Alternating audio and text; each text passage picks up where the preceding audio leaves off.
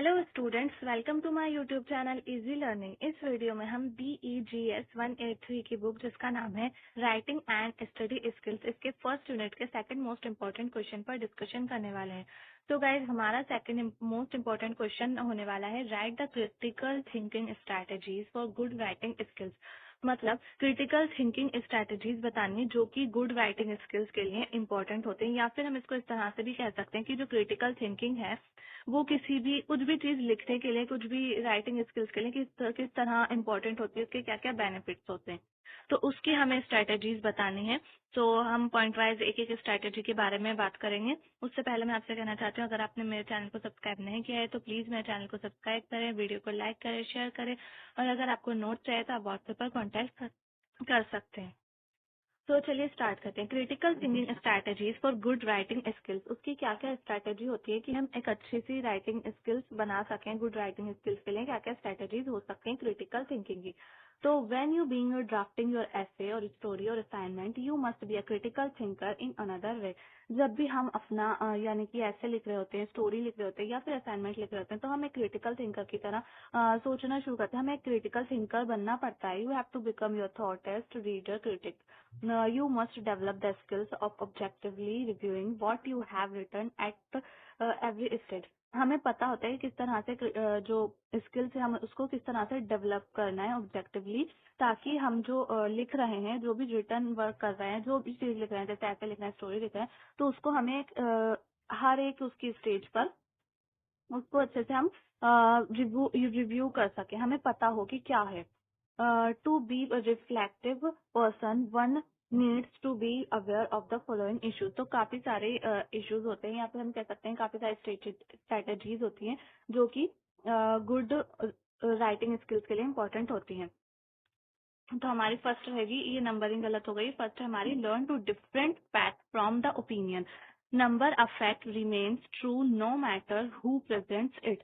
तो हमें पता होता है कोई भी ओपिनियन होता है, फैक्ट्स होता है, वो सही है, वो सही होता है, वो हमें पता होता है, वो हमें याद होता है। ये नहीं ये मतलब ये मैटर नहीं करता कि कौन उसको प्रेजेंट कर रहा है, बल्कि मैटर ये करता है कि वो फैक्ट क्या है।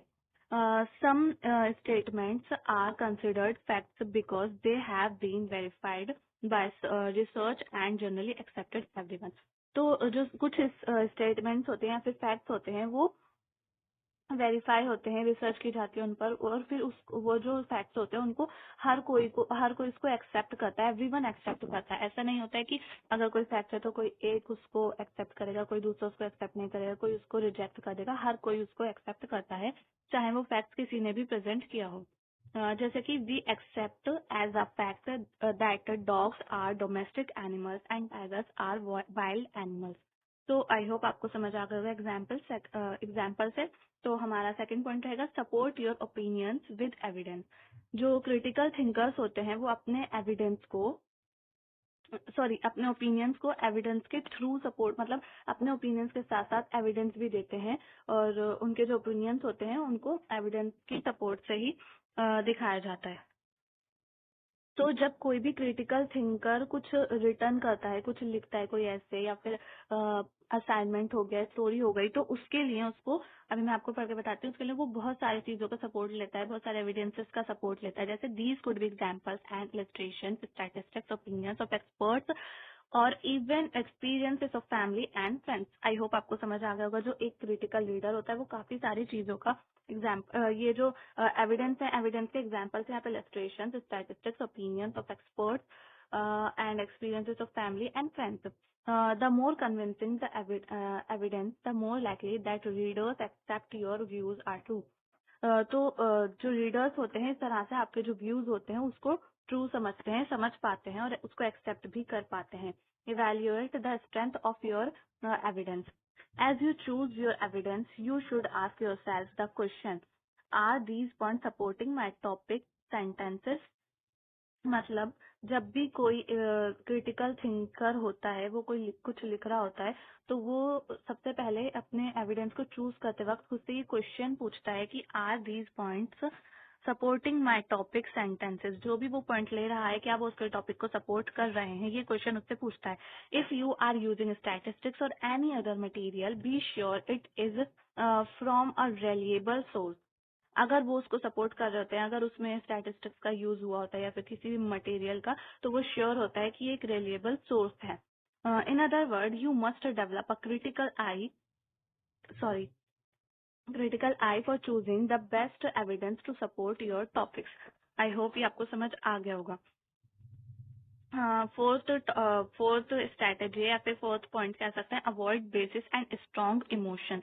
As you think critically about the evidence you are using, be sure to monitor any prejudice and strong emotions attitudes that may distort the information that you are presenting, especially in argumentative and persuasive essay. जब भी हम कोई भी evidence लेते हैं तो उसके बारे में हम क्रिटिकली सोचते हैं, क्रिटिकली थिंकिंग होती है हमारी, और उसमें हम ये दिखाना चाहते हैं कि जो हमारी इंफॉर्मेशन है उसको हम इस तरह से प्रेजेंट करते हैं कि वो आर्गुमेंटेटिव एंड परसोसिव ऐसे की तरह लगे, जो भी हम लिख रहे होते हैं ऐसे वगैरह. At the same time you need to be aware of stereotypes such as all girls like pink colour और Japanese German cars are best in the world. So I hope ये आपको समझ में आ गया एग्जाम्पल से. जैसे कि हमारे पास सेम टाइम पे अगर हमें स्टेरियोटाइप्स की भी जरूरत पड़ सकती है, तो उसके बारे में भी हमें अवेयर होना चाहिए. जैसे all girls like pink colour और Japanese German cars are best in the world.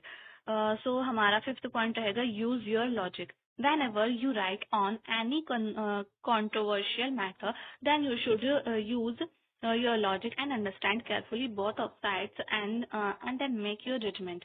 तो जब भी हम कुछ भी लिखते हैं कंट्रोवर्शियल मैटर पर, सो हमारा जो लॉजिक होता है, अंडरस्टैंडिंग पावर होती है, उसको हमें अच्छे से केयरफुली दिखाना चाहिए, उसके अंदर यूज करना चाहिए, ताकि हमारा जो जजमेंट है वो अच्छा बन सके. उसकी दोनों साइड जो है वो सही तरीके से हमें दिखाना चाहिए. और हमारा लास्ट पॉइंट जो रहेगा वो है आस्किंग क्वेश्चन. तो asking question to yourself whatever you are writing is clarify or understandable to you and your reader. तो ये हमारा बेसिकली फर्स्ट पॉइंट था, इसलिए ये नंबरिंग गलत हो गई है, ये गलती से नीचे आ गया है. सबसे पहला तो यही पॉइंट होना चाहिए था हमारा आस्किंग क्वेश्चन. हमें खुद से क्वेश्चन के बारे में हमें खुद से ये क्वेश्चन करना चाहिए कि जो हम लिख रहे हैं उसमें हमारी जो राइटिंग है वो क्लैरिफाई है, क्लियर है और अंडरस्टैंडेबल है हमारे लिए और हमारे रीडर्स के लिए. तो आई होप ये क्वेश्चन आपको समझ आ गया होगा. और ये जो यूनिट है हमारा ये भी कंप्लीट हो चुका है. इसके बाद हम BEGS 183 की जो नेक्स्ट यूनिट लेंगे नेक्स्ट वीडियो में. तो अगर आपको ये वीडियो पसंद आए तो प्लीज वीडियो को लाइक करें, शेयर करें, चैनल को सब्सक्राइब करना ना भूलें. थैंक्स.